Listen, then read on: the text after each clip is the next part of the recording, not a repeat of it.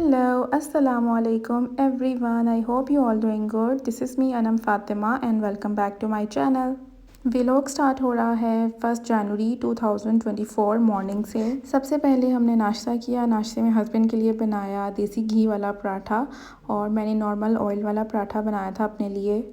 वैसे तो Islamic point of view से हमारा न्यू ईयर बहुत पहले का स्टार्ट हो चुका है, लेकिन अकॉर्डिंग टू इंग्लिश कैलेंडर हम लोग अपना न्यू ईयर 1 जनवरी 2024 से स्टार्ट कर रहे हैं। तो मैं हमेशा अपना न्यू ईयर स्टार्ट करती हूँ अल्लाह ताला के नाम से, नमाज़ पढ़ के, कुरान पढ़ के। और ये बहुत बड़ी ब्लेसिंग होती है कि हर सुबह हमें मौका मिलता है अल्लाह ताला की बारगाह में जाने का, उससे दुआ मांगने का। तो बस हमेशा की तरह मैंने इस बार भी अपना न्यू ईयर इसी ब्लेसिंग से स्टार्ट किया है। साथ ही साथ मैंने थोड़ी सी जर्नलिंग की, अपने न्यू ईयर के रेजोल्यूशंस लिखे और लास्ट ईयर जो कुछ भी अचीव किया, जो ब्लेसिंग्स हमें मिली और कुछ बहुत सारे हर्डल्स भी देखे और जो लॉस हुआ, अपनों को खो दिया, वो सब कुछ मैंने नोट डाउन कर लिया था।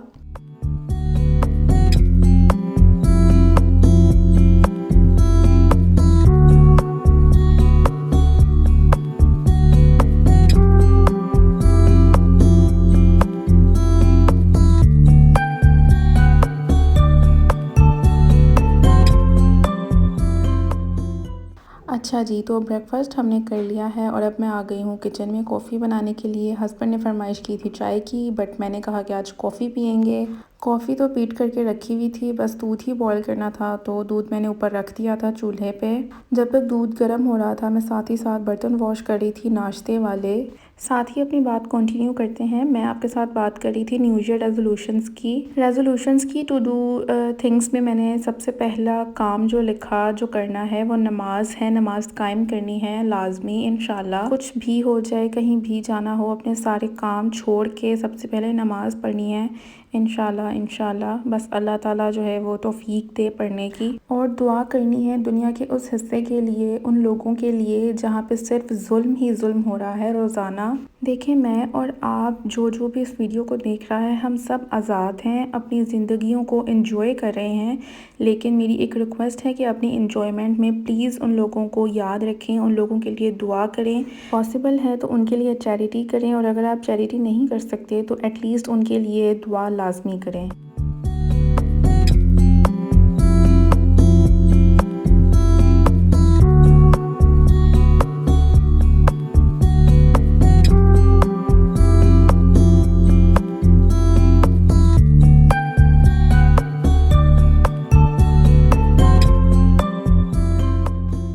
आफ्टर अ लॉन्ग टाइम आज मैं सबकी फरमाइश पे मेकअप कर रही हूँ। मेरी वो कज़न्स जो रेगुलर कांटेक्ट में रहती हैं और मेरे व्लॉग्स देखती हैं, मुझे फ़ोर्स करती हैं कि आप प्लीज़ मेकअप भी किया करें। तो ये वाला मेकअप स्पेशल उनकी फरमाइश पे कर रही हूँ। मेरा मेकअप करने का तरीका बहुत देसी सा है। मैं अब नॉर्मली फाउंडेशन और कंसीलर लगाने के लिए स्पंज या कोई ब्रश यूज़ नहीं करती, हाथों से ही ब्लेंड कर लेती हूँ। हाँ, अगर किसी शादी पे या किसी भी इवेंट पे जाना होता था तो मैं प्रॉपर मेकअप करती थी स्पंजेस और ब्रशेस के साथ, ताकि उसका स्टे जो है वो लॉन्ग रहे। लेकिन ऑब्वियसली अब तो यहाँ पे कोई शादी या इवेंट का तो नामो निशान ही नहीं है। बस जब बाहर जाना होता है घूमने के लिए या फिर घर में कोई गेस्ट आ जाते हैं तो फिर थोड़ा बहुत मेकअप कर ही लेती हूँ। मैंने अपना मेकअप पैक करके रखा हुआ था और मैं उसे यूज़ ही नहीं कर रही थी काफ़ी अरसे से, बट अब मैंने बाहर निकाल के रख ही लिया है ताकि मैं डेली बेसिस पे थोड़ा बहुत मेकअप करूँ और अपनी कॉस्मेटिक्स यूज़ करूँ, वरना तो आई थिंक कि ऐसे ही रखा रहा तो फिर एक्सपायर हो जाएगा।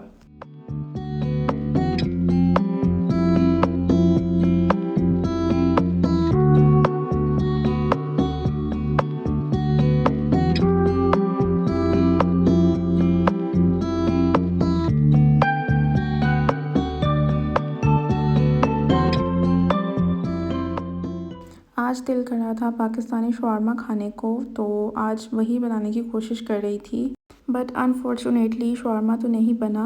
जो बना वो आके आप देख ही लेंगे।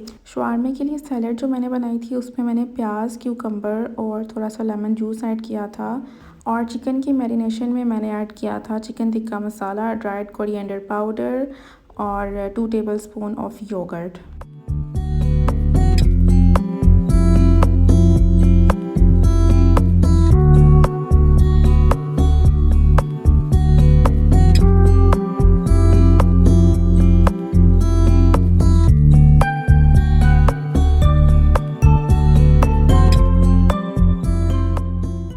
जब तक चिकन कुक हो रहा था तो साथ ही साथ मैंने सोचा कि बर्तन भी धो लिए जाएं, क्योंकि अगर ये पड़े रहेंगे ना तो फिर ये धुलने का नाम भी नहीं लेंगे। मैंने आपको पिछले व्लॉग में बताया था कि मैं ये आदत अपना रही हूँ, जो बर्तन धोने वाले हों वो साथ ही साथ धो लिया करूँगी, ताकि मुझे बहुत सारा काम एक साथ ना करना पड़े। क्योंकि फिर ऐसा होता है कि आप बर्तन रखते जाओ तो वो जमा ही होते रहते हैं, फिर आपको बहुत सारा काम एक साथ करना पड़ता है और उसमें बहुत टाइम कंज्यूम हो जाता है आई थिंक। तो बेहतर है ना कि आप अपना किचन काउंटर साथ साथ साफ़ करते जाओ, बर्तन धोते जाओ, ताकि आपको काम करने का भी मज़ा आए।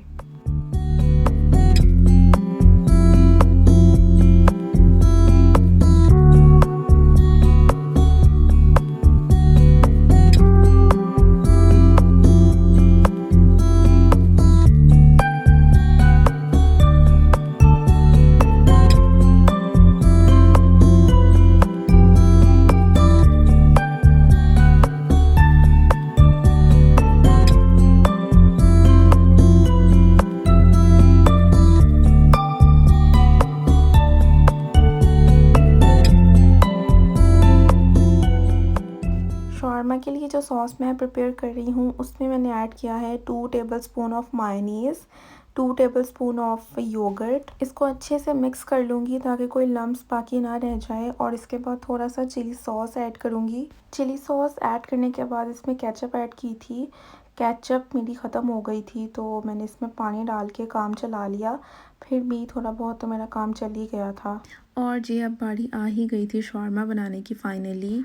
आई थॉट कि आज मज़ेदार सा पाकिस्तानी शॉर्मा बनाऊंगी, बट जो पीता ब्रेड यहाँ से मिली वो काफ़ी छोटी थी। एक्चुअली मैं पीता ब्रेड इतनी छोटी थी कि जैसे शॉर्मे का रोल होता है वो फोल्ड ही नहीं हो पानी थी। मैंने उसको दरमियान से कट कर लिया था ताकि मैं सैंडविच बना पाऊँ एटलीस्ट। कट लगाने के बाद ना मुझसे गलती ये हुई कि मैंने ब्रेड को ओवर टोस्ट कर लिया था, जिससे वो ज़्यादा क्रिस्प आ गया था। तो बस अब मैं असेंबलिंग कर रही थी। सबसे पहले मैंने सॉस लगाई, फिर टोमेटोज़ रखे और चिकन रखा, उसके ऊपर सैलड रख के उसको बंद कर दिया था। असेंबलिंग करते हुए ना कंटिन्यूसली मुझे इब्तिहाल के रोने की आवाज़ आ रही थी रूम से, और मैं स्ट्रेस में आ गई थी। तो बस स्ट्रेस में इस तरह के शॉर्मा सैंडविचेस बने। हालांकि इब्तिहाल को उसके बाबा ने कैरी किया हुआ था, बट फिर भी स्ट्रेस तो होता ही है ना मदर्स को।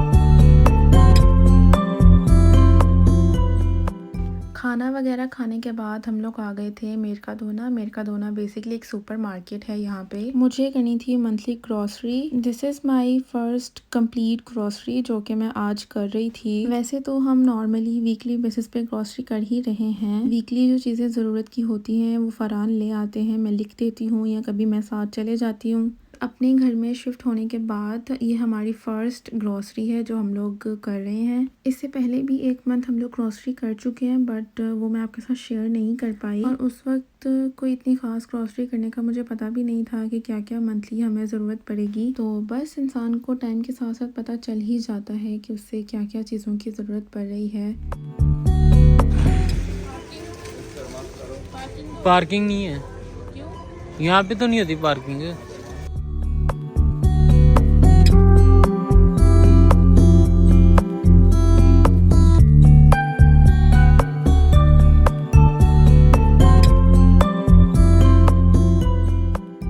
फाइनली हमारी ग्रॉसरी हो गई है और अब हम लोग जा रहे हैं घर। Thank you so much to my dear husband जिन्होंने ग्रॉसरी करते हुए मेरी काफ़ी हेल्प की, क्योंकि मुझे चीज़ों के नाम पढ़ते हुए अच्छी खासी मुश्किल हो रही थी। तो फरहान मुझे साथ साथ गाइड कर रहे थे। और ग्रॉसरी के साथ साथ मैंने एक लिपस्टिक भी ली है which is from daily plus. यहाँ पे डेली प्लस बोलते हैं, ब्रांड का नाम है। मुझे इसका कलर बहुत नाइस लगा और फरहान को भी पसंद आया, तो बस उन्होंने कहा कि ले लो।